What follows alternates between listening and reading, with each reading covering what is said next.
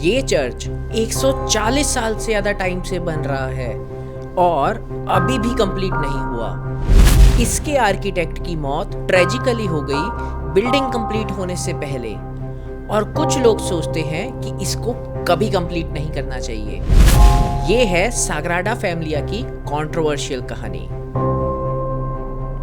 आइए शुरू करते हैं।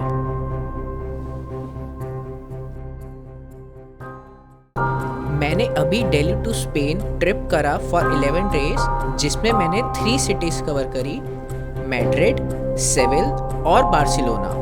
वैसे तो बार्सिलोना में आर्किटेक्ट गौदी के कई मास्टरपीसेस हैं, जैसे कासा बाटलो, कासा मेला, बट आज मैं जिसकी बात करने जा रहा हूँ वो है एक बहुत ही सुंदर चर्च जिसका नाम है साग्राडा फैमिलिया।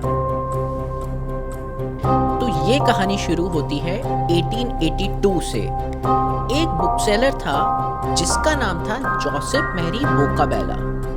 उसका एक विजन था to build a church dedicated to the holy family, और in Spanish called Sagrada Familia. इस चर्च के पहले आर्किटेक्ट फ्रांसिस्को दी पौला देल वियार ने ट्रेडिशनल गोथिक डिजाइन के साथ स्टार्ट किया, लेकिन सिर्फ 1 साल बाद वो डिसएग्रीमेंट्स की वजह से क्विट कर गए। और तब एक 31 साल के आर्किटेक्ट एंटनी गौदी ने ये प्रोजेक्ट लिया और उसने सब कुछ बदल दिया। गौदी सिर्फ एक चर्च नहीं बनाना चाहता था, वो बनाना चाहता था एक बाइबल इन स्टोन, जहां हर एलिमेंट क्रिश्चियनिटी की एक कहानी बताए। उसने 3 मैसिव फसाड्स डिजाइन किए, नेटिविटी फसाड, पैशन फसाड और glory facade. Nativity facade Jesus के बर्थ को रिप्रेजेंट करता है, पैशन फसाड उनकी डेथ को रिप्रेजेंट करता है, और ग्लोरी फसाड इटर्नल ग्लोरी को रिप्रेजेंट करता है। इन कॉलम्स को देखिए, गौदी ने इन्हें जंगल के ट्रीज की तरह डिजाइन किया, जहां ब्रांचेस सीलिंग को सपोर्ट करने के लिए स्प्रेड आउट होती हैं। वो नेचर से इंस्पायर्ड था, ट्रेडिशनल आर्किटेक्चर से नहीं। गौदी ने ओरिजिनल डिजाइन, जो कि आर्किटेक्ट फ्रांसिस्को दी पौला ने बनाया था, उसको छोड़कर अपना ये खुद का इनोवेटिव और सिंबॉलिक डिजाइन बनाया, जो कि इंस्पायर्ड था नेचर से। जब ये ब्यूटीफुल चर्च कंप्लीट होगा तो इसका सेंट्रल टावर 172 मीटर्स टॉल होगा। दुनिया का सबसे टॉल चर्च बिल्डिंग होगा ये। लेकिन एक इंटरेस्टिंग बात सुनिए, गौदी ने इसके पास की मॉन्ट्रिक हिल से 1 मीटर छोटा रखा है ये डिजाइन, क्योंकि उसका ये मानना था गॉड की क्रिएशन हमेशा मैन की क्रिएशन से टॉल होनी चाहिए। गौदी को ये बात पता थी कि ये चर्च कंप्लीट होने में कई जनरेशन्स लगेंगी, इसलिए उसने कई बार ये बोला है, मेरा क्लाइंट जल्दी में नहीं है, जिसमें वो क्लाइंट गॉड को रेफर करते थे। अपनी लाइफ के लास्ट 12 साल गौदी ने कोई और प्रोजेक्ट नहीं लिया। वो अपने वर्कशॉप में कंस्ट्रक्शन साइट पर ही रहने लगे।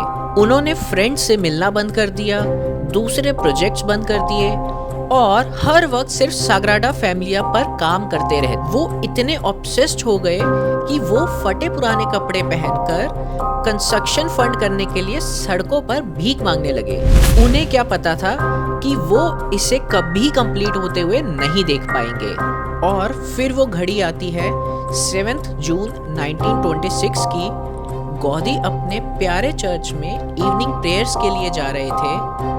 ग्रैंड विया दी लेस कॉट्स कैटलेन्स रोड क्रॉस करते वक्त उसे एक ट्रैम ने टक्कर मार दी।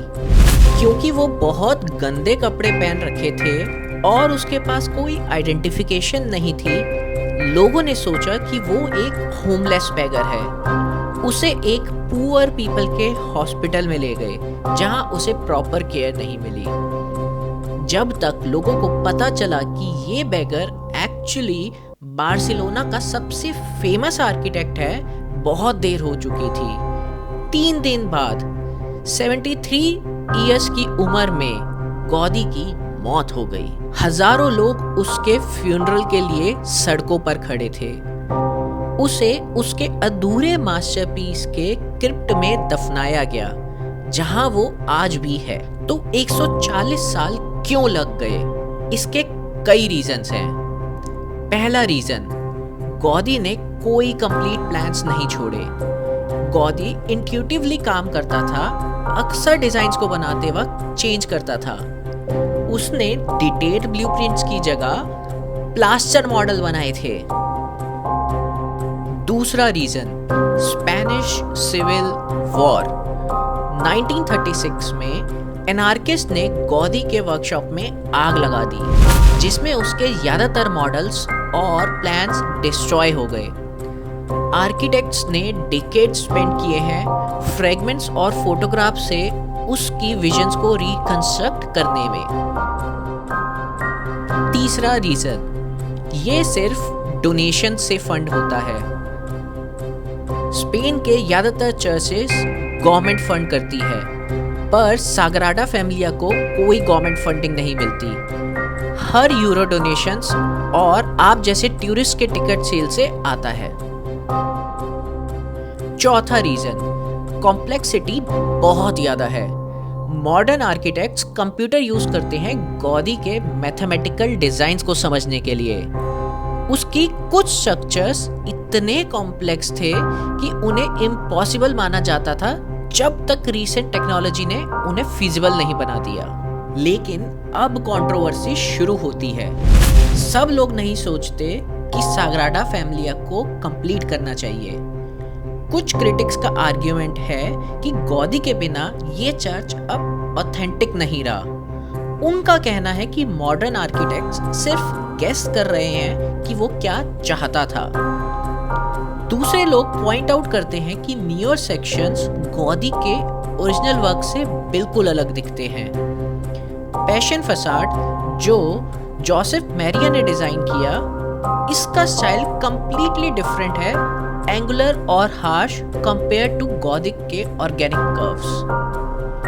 कंस्ट्रक्शन को लेकर भी डिबेट है। एक high speed train tunnel church के नीचे से जाने वाली थी। इंजीनियर्स ने वार्निंग दी कि इससे स्ट्रक्चरल डैमेज हो सकता है, तो प्रोटेस्ट शुरू हो गए। तो सवाल ये है, क्या हमें गौदी के विजन को कंप्लीट करना चाहिए या इसे वैसे ही प्रिजर्व करना चाहिए जैसे उसने छोड़ा था? ऑफिशियल कंप्लीशन डेट 2026, एग्जैक्टली गौदी के डेथ के 100 साल बाद। जब ये फाइनली कंप्लीट होगा, साग्राडा फैमिलिया में होंगे 18 टावर्स, 13,000 लोगों की कैपेसिटी, और इसको बनाने में इजिप्शियन पिरामिड से भी ज्यादा टाइम लगा होगा।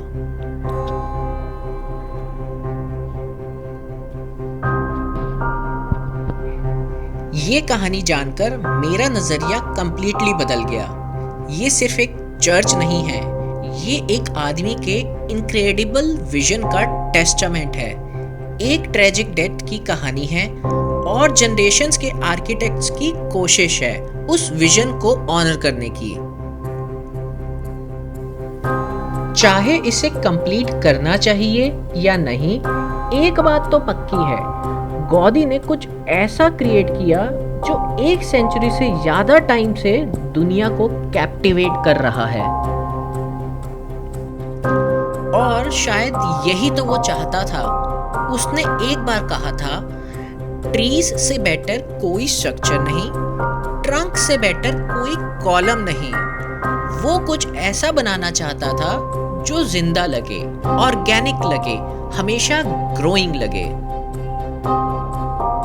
एक तरह से ये फैक्ट कि ये अभी भी अनफिनिश्ड है, इसे किसी भी कंप्लीट बिल्डिंग से ज्यादा जिंदा बनाता है। आप क्या सोचते हैं? क्या साग्राडा फैमिलिया को कंप्लीट करना चाहिए या इसे हमेशा के लिए अनफिनिश्ड रहना चाहिए एज गॉडी का इटर्नल वर्क इन प्रोग्रेस? मुझे नीचे कमेंट्स में जरूर बताइए। सब्सक्राइब करना मत भूलिए और बेल आइकन प्रेस कर दीजिए ताकि आप कोई वीडियोस मिस ना करें। देखने के लिए थैंक यू और मिलते हैं नेक्स्ट वीडियो में।